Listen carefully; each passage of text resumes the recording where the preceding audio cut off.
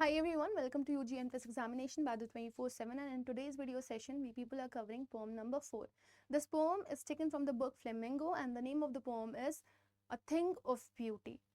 Now, this poem is written by John Keats. John Keats के बारे में थोड़ा सा बात करेंगे हम लोग यहाँ पे। ये एक ब्रिटिश रोमांटिक पोएट कहलाते हैं क्योंकि मैक्सिमम ये जो लिखते हैं इनकी पोएम्स में आपको बहुत ज़्यादा रोमांस दिखाई देगा और आपको वो बहुत ही क्लोज टू हार्ट दिखाई देंगी। ये किसी भी चीज़ की बात करते हैं तो उसमें बहुत लव और अफेक्शन झलकता हुआ दिखाई देता है। अब थोड़ा सा इस पोम के बारे में एक ओवरऑल व्यू ले लेते हैं। तो ये जो पोम है ये छोटा सा एक्सर्प्ट या एक्सट्रैक्ट है, ठीक है ना, एक छोटा सा पार्ट है एक पोम का जिसका नाम है Endymion. Endymion is a name of a shepherd, ठीक है ना, एक चरवाहा होता है जो माउंट लेटमस पे रहता है। उसे विजन होता है मून गॉडेस का जिनका नाम यहाँ पर बताया गया है सिंथिया, राइट। आप कोई भी खूबसूरत चीज़ हो, अगर आप उसकी तरफ बहुत ज़्यादा अट्रैक्टेड फील करते हो तो आप उसके पीछे पीछे चल देते हो। सॉन्ग भी सुना होगा आप लोगों ने, दिल तेरे पीछे पीछे चल दिया, राइट। तो इनको भी विजन होता है जब मून गॉडेस का, तो ये इनकी सर्च में निकल जाते हैं। जब ये सर्च में निकलते हैं तो ये जंगलों से होते हुए, ठीक है ना, समुद्र के अंदर चले जाते हैं, फिर ये वहाँ से कभी वापस लौट करके नहीं आए, ऐसा बताया जाता है।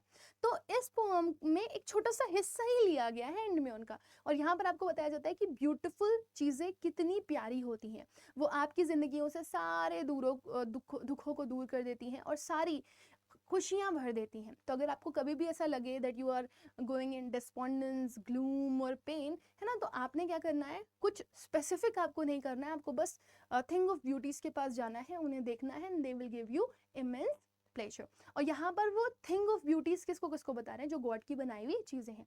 चाहे आप सन देखो, चाहे आप मून देखो, चाहे आप ग्रीनरी देखो, चाहे फ्लावर्स देखो, हर जगह पर आपको ब्यूटी ही ब्यूटी दिखाई देगी। सो लेट्स सी यहाँ पर जो जॉन कीट्स है उन्होंने किस तरह की ब्यूटीज़ के बारे में बात करी है। पोम की शुरुआत होती है, thing of beauty is a joy for ever. वो कहते हैं जो सुंदरता से भरी हुई चीज़ है वो हमेशा हमेशा का जॉय है, हमेशा हमेशा की खुशी है।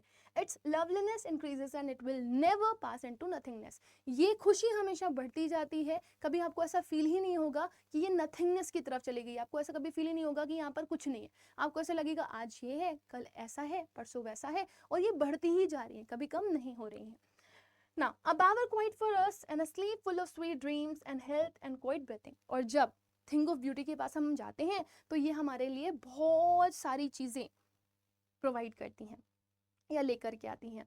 बावर का मतलब होता है एक छायादार पेड़, है ना। ये छायादार पेड़ कैसे बनता है, जैसे मान लीजिए एक रोड है, ठीक है, एक रोड के लेफ्ट और राइट में पेड़ लगे हुए हैं और पेड़ों की जब ब्रांचेस बढ़ती हैं तो वो एक शेड क्रिएट कर देती हैं, उसको आप बावर बोलते हो, right. So thing of beauty को वो यहाँ पर कंपेयर कर रहे हैं कि हमारे लिए एक बावो क्वाइट है जो हमें सुकून देता है ना, एक नींद देता है जिसमें हमें बहुत अच्छे अच्छे सपने आते हैं। यहाँ तक कि वो हमें, जब हमें अच्छी नींद आएगी तो हमें अच्छी हेल्थ मिलेगी, और जब हमें अच्छी हेल्थ मिलेगी तो हम सुकून की और चैन की सांस ले पाएंगे, राइट। सो यहाँ पर जो पोएट है वो यही बताने की कोशिश कर रहे हैं कि थिंग ऑफ ब्यूटी किस तरीके से हमें हर तरफ से प्रोटेक्ट करती है। अच्छा, आगे कंटिन्यू होता है ब्रेथिंग के बाद।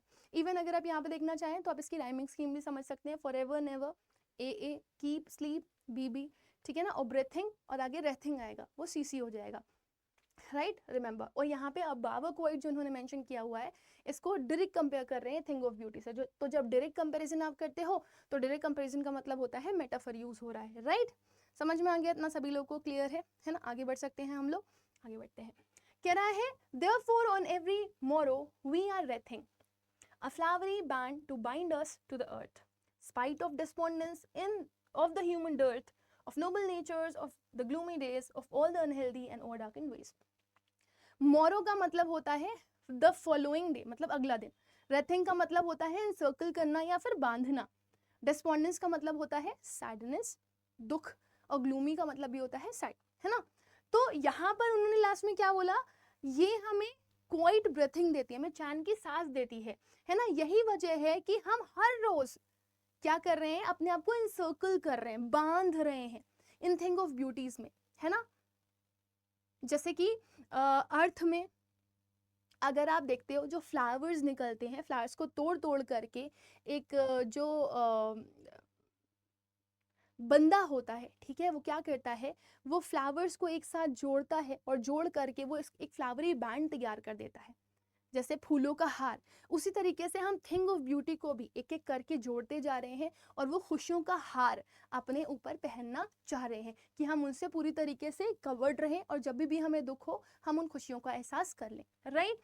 Can I spite of despondence of inhuman dearth of noble natures of gloomy days of all unhealthy and overdarkened ways, है ना। कह रहा है स्पाइट ऑफ मतलब ऑब्वियसली ये जो खूबसूरती से भरा हुआ एनसर्कल है थिंग ऑफ ब्यूटी का, ये हम अपने चारों ओर कवर किए हुए हैं, जबकि हमारे पास बहुत सारे दुख हैं, राइट। हमारे पास बहुत सारी कमी है। डर्ट का मतलब होता है लैक। किसकी कमी है? नोबल नेचर्स की। अच्छे लोग नहीं हैं।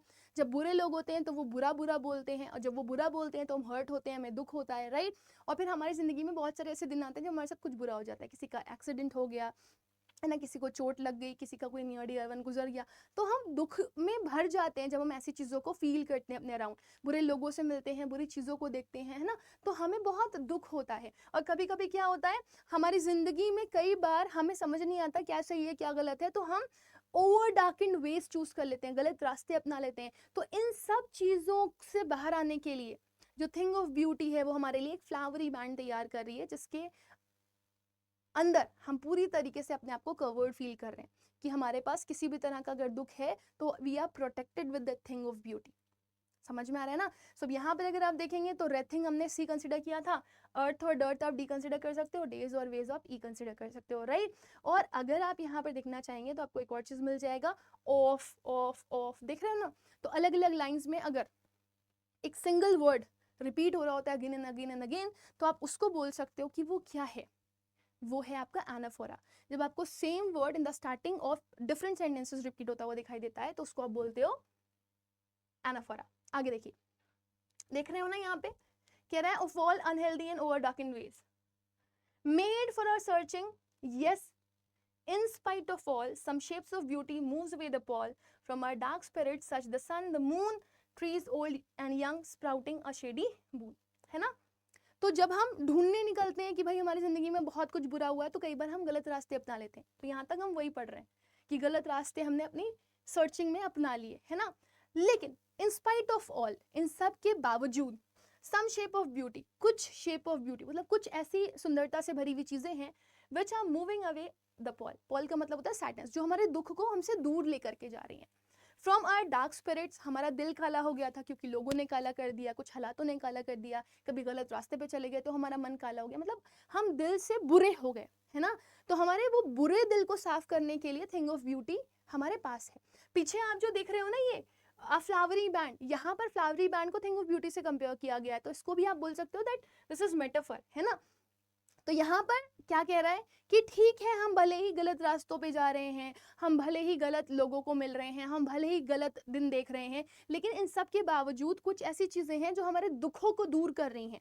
जो बुरी चीज़ों से हमारे पास दुख आ रहा है उस दुख को दूर करने के लिए बहुत सारी चीज़ें हैं, है ना। क्या क्या है, जैसे कि सन है, मून है, नीचे की चीज़ें, ट्रीज ओल्ड एंड यंग, जो बहुत पुराने ट्रीज हैं और जो अभी लगाए गए ट्रीज हैं, है ना। स्प्राउटिंग अ शेडी बून, वो स्प्राउट कर रहे हैं एक शेडी बून, मतलब वो हमारे लिए एक ब्लेसिंग की छाया तैयार कर रहे हैं।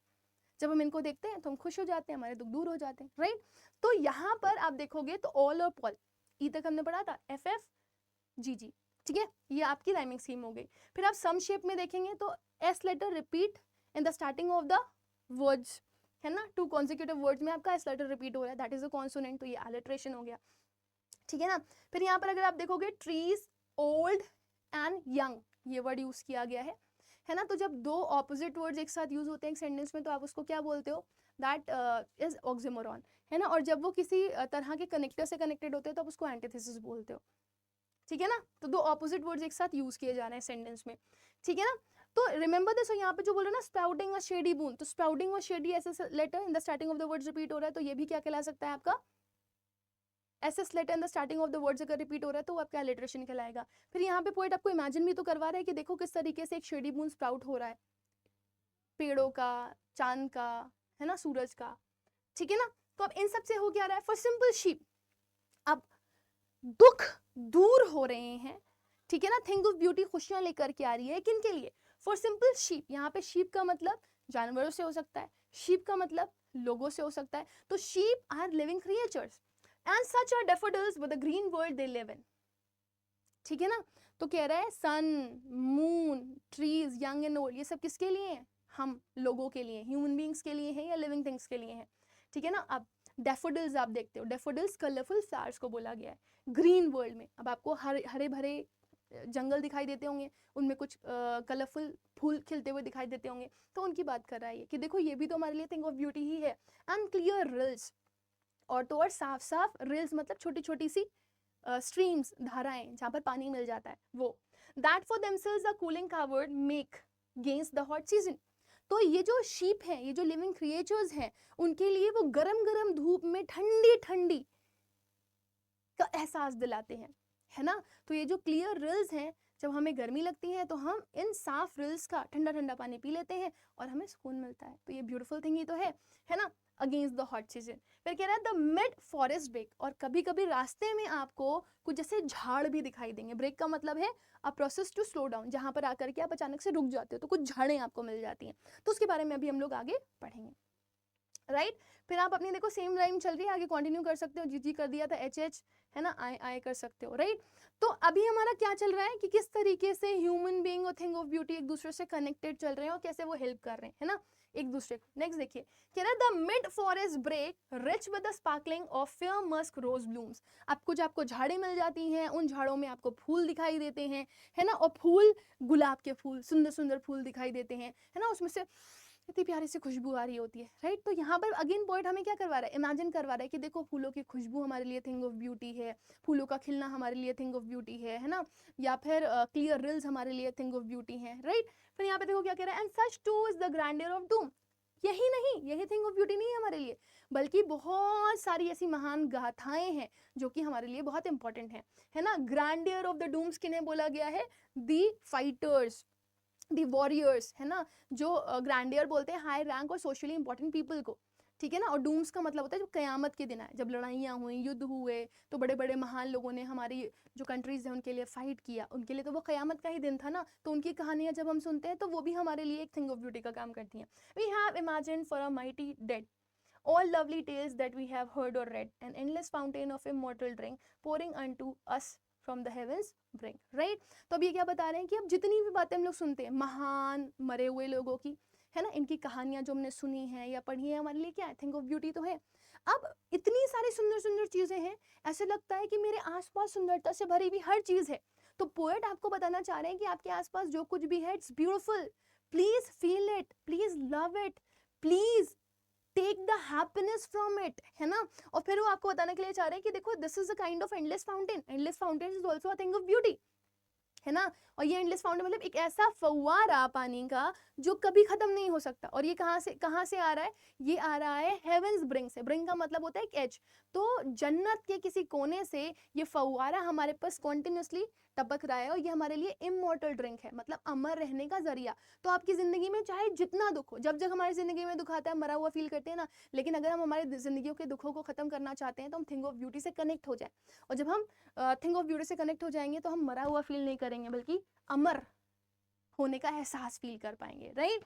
सो इसी तरह से आपकी जो पूरी पोएम है वो क्या हो जाती है, खत्म हो जाती है। आई होप कि आपको पूरी पोएम अच्छे से समझ में आ गई होगी। इसके क्वेश्चन आंसर्स हम लोग नेक्स्ट सेशन में करने वाले हैं, but be sure about this कि हम लोग को 24/7 की ऐप को अपने फोन में डाउनलोड करके रखना है, क्योंकि इसमें आपको बहुत सारे PDFs, ई बुक्स, है ना, वीडियोस, नोट्स एंड आर्टिकल्स मिलते रहेंगे जो एक्स्ट्रा स्टफ है आपको हेल्प करेगा, है ना। और यहाँ पर आप अपने क्वेश्चंस की प्रैक्टिस भी कर सकते हो। अपार्ट फ्रॉम दिस, अगर आप में से कोई भी बच्चा ऐसा है जो CUET की तैयारी कर रहा है, तो अभी रिसेंट में ही हमने एक नया बैच लॉन्च किया है फॉर CUET 2025 समर 3.0। ये साइंस बैच है, सही ह्यूमैनिटीज़ है, कॉमर्स है और सिर्फ लैंग्वेज GT का भी है। तो अगर आप अपनी प्रिपरेशन बेस्ट ऑफ बेस्ट करना चाहते हैं, स्टार्टिंग से पढ़ना चाहते हैं, बहुत डिटेल में अपना सिलेबस कवर करना चाहते हैं, तो you can go through it, है ना। आप इसके थ्रू जा सकते हो और इसको अच्छे से कवर कर सकते हो।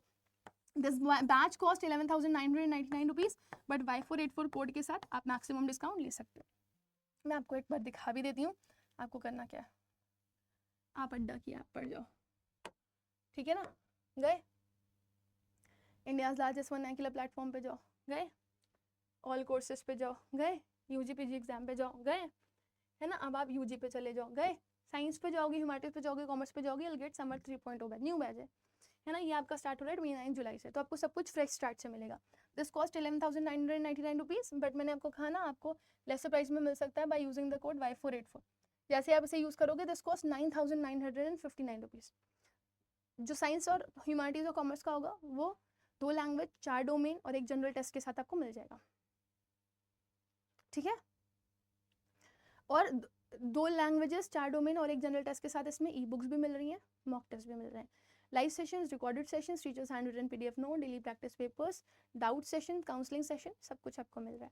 लैंग्वेज यूटी में जाएंगे तो वो कंपेरेटिवली कम होगा, बट मैं आप लोगों को यही सजेस्ट करना चाहूँगी बेटा, CUT की अगर तैयारी कर रहे हो तो स्टार्टिंग से पढ़ाई करो, मेहनत करो and you will bring definitely result. Thank you, bye bye and take care, God bless you all.